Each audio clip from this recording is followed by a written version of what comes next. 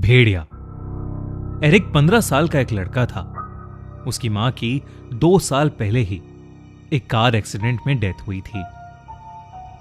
उनके गुजरने के बाद एरिक बहुत मायूस हो गया था। एरिक के डैड की नाइट शिफ्ट होने की वजह से वो उसके साथ ज्यादा वक्त नहीं गुजार पाते थे। एरिक ने धीरे धीरे अपने दोस्तों से भी बात करना बंद कर दिया था। एरिक अपनी क्लास में अकेला बैठकर बस अपनी किताब में ड्राइंग्स बनाता रहता था। पर एक दिन एरिक के साथ कुछ ऐसा हुआ जिसने उसकी जिंदगी बदल दी। उस दिन एरिक की क्लास में एक नया स्टूडेंट माइकल एडमिट हुआ था। माइकल दिखने में एक बहुत ही शर्मीला सा लड़का था। उसके ब्राउन बाल उसके पूरे माथे को ढके हुए थे और उसकी नीली आंखें उसके बालों के बीच से चमक रही थीं। माइकल की इंट्रोडक्शन के बाद वो एरिक के साथ आकर बैठ गया।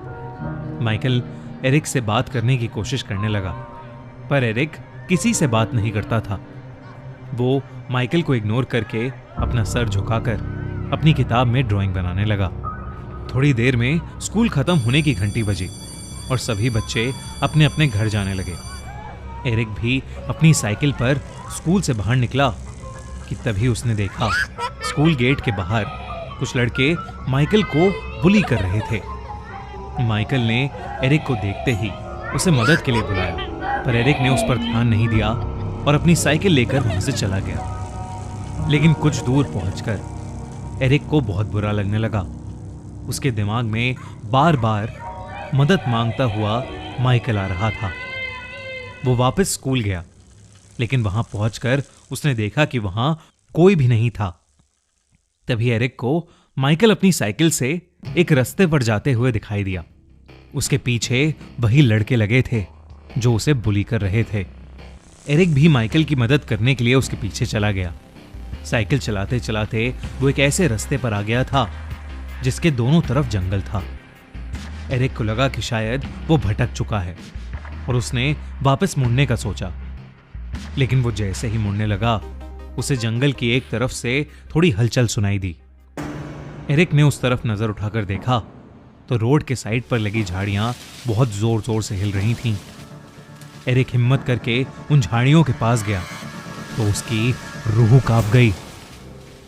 उसने देखा कि एक बहुत ही भयानक दिखने वाला भेड़िया एक इंसान को नोच नोच कर खा रहा था। ये देखकर एरिक का शरीर बिल्कुल सुन्न पड़ गया था।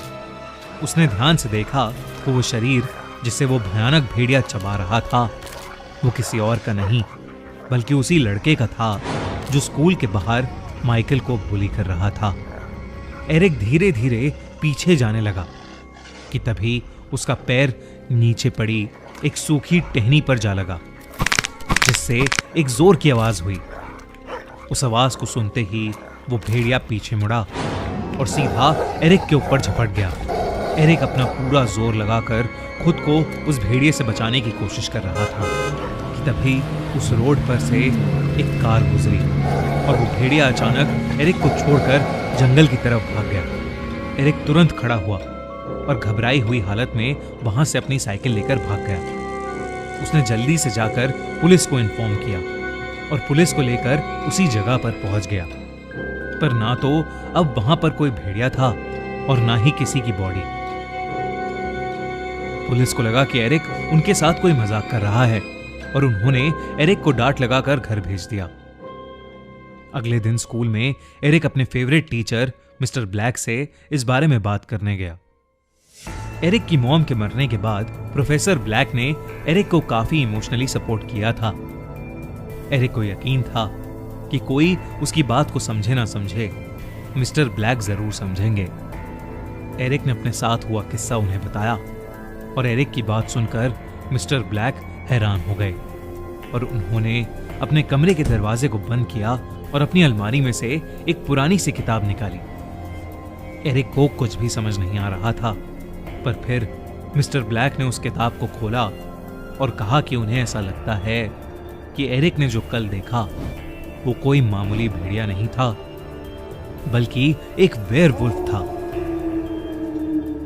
वेयरवुल्फ यानी ऐसे मिथिकल क्रीचर्स जो वैसे तो इंसानी रूप में रहते हैं, पर आपे से बाहर हो जाने पर या किसी चांदनी रात में एक भयानक भेड़िए में बदल जाते हैं। ये सुनते ही एरिक के दिमाग में सिर्फ एक ही बात चलने लगी। वो माइकल के पीछे उस रास्ते पर गया था और जो बच्चा कल मारा गया वो माइकल को ही बुली कर रहा था। ये सब सोचकर एरिक को लगने लगा कि माइकल एक वेयरवुल्फ है और उसी ने कल उस पर हमला किया था। उस दिन के बाद से लगभग हर दिन लोगों के लापता होने की खबर आने लगी। एक दिन मिस्टर ब्लैक ने एरिक से कहा कि उन्हें उस भेड़िए को मारना होगा। मिस्टर ब्लैक ने कहा कि एरिक का सामना उस भेड़िए से पहले हो चुका है, इसलिए वो भेड़िया एरिक का शिकार करने जरूर आएगा और इससे पहले वो आए एरिक को उसे ही मार देना चाहिए। स्कूल के बाद एरिक मिस्टर ब्लैक के साथ उनके घर चला गया। मिस्टर ब्लैक ने उसे पीने के लिए कॉफी दी, लेकिन उस कॉफी को पीते ही एरिक को चक्कर आने लगे और उसे सब धुंधला धुंधला दिखने लगा। उसने देखा कि मिस्टर ब्लैक अपने बेडरूम की तरफ जा रहे हैं। बाहर बहुत रात हो चुकी थी और चांद भी नजर आने लगा था। एरिक बेहोशी की हालत में यह सब देख ही रहा था कि अचानक से एरिक को मिस्टर ब्लैक के बेडरूम से एक जोर की आवाज आई। एरिक तुरंत उठकर बेहोशी की हालत में उनके कमरे के दरवाजे पर गया। दरवाजा अंदर से लॉक था। एरिक को कुछ समझ नहीं आ रहा था, तो वो मिस्टर ब्लैक को जोर जोर से आवाज देने लगा और दरवाजा नॉक करने लगा, पर मिस्टर ब्लैक ने कोई जवाब नहीं दिया। एरिक को अंदर से किसी भेड़िए की गुहार करने की आवाज आ रही थी। एरिक ने कीहोल से जैसे ही कमरे के अंदर झांका तो उसके होश ही उड़ गए। एरिक की आंखों के सामने मिस्टर ब्लैक की रीढ़ की हड्डी गोल हो गई और उनके पूरे शरीर पर बड़े बड़े बाल उगने लगे। उनका मुंह लंबा होने लगा और दांत एक जानवर जैसे बड़े हो गए। कुछ ही सेकंड्स में मिस्टर ब्लैक उस खूंखार भेड़िए में बदल चुके थे। एरिक समझ गया था कि वो वेयरवुल्फ माइकल नहीं बल्कि मिस्टर ब्लैक ही थे, पर इससे पहले कि वो कुछ कर पाता, मिस्टर ब्लैक ने दरवाजा तोड़ते हुए एरिक पर हमला कर दिया। वो एरिक को नोचने लगे और एरिक दर्द में अपना हाथ इधर उधर मार रहा था कि तभी उसके हाथ में मिस्टर ब्लैक का लाइटर आ गया। एरिक ने जैसे ही वो लाइटर जलाया, वो भेड़िया पीछे हट गया। एरिक ने आसपास की सारी चीजों को जलाना शुरू कर दिया। आग के डर से वो भेड़िया वहां से भाग गया।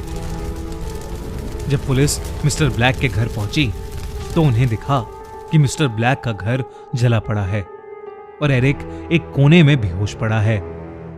एरिक को जब होश आया तो उसने पुलिस को सब कुछ बताया, लेकिन उस दिन से मिस्टर ब्लैक भी गुमशुदा लोगों की लिस्ट में शामिल हो गए थे। पुलिस को भी अपनी इन्वेस्टिगेशन में कुछ नहीं मिला। उन्हें एरिक की कहानी पर यकीन तो नहीं था, लेकिन उस दिन के बाद से शहर का कोई भी इंसान गायब नहीं हुआ। एरिक उस दिन बाल बाल बच गया, लेकिन अपने साथ हुआ वो भयानक एक्सपीरियंस वो शायद कभी नहीं भूलेगा। आपको क्या लगता है, क्या हुआ मिस्टर ब्लैक का? और अगर आप चाहते हैं कि हम भी वेयरवुल्फ पर एक ओरिजिनल सीरीज बनाएं, तो हमें कमेंट्स में जरूर बताइए और अपने आइडियाज हमसे शेयर कीजिए।